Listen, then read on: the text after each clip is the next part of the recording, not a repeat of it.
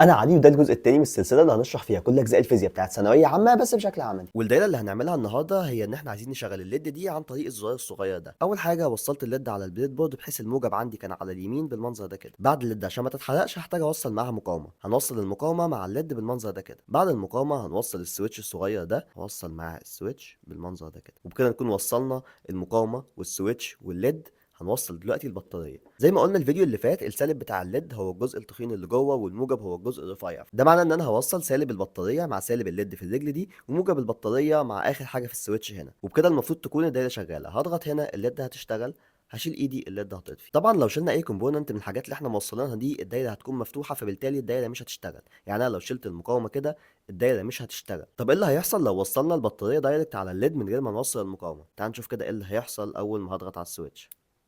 اللمبه اتحرقت. في الحاله الاولى كنت موصل المقاومه توالي مع الليد، وعارفين لما بوصل توالي الجهد بيتوزع على الحاجات اللي انا موصلها. المقاومه خدت جزء من الجهد من 9 فولت، اتبقى الجزء التاني دخل على الليد، فبالتالي الليد ما اتحرقتش. في الحاله التانيه وصلت الليد من غير المقاومه، فبالتالي الليد خدت كل الجهد اللي طالع من البطاريه وهو 9 فولت، عشان كده الليد اتحرقت. ده كده كان الفيديو بتاع النهارده، وعرفنا فيه قد ايه المقاومه مهمه. قولي في الكومنتات تتوقعوا ايه اللي كان هيحصل لو كنت وصلت المقاومه توازي مع الليد.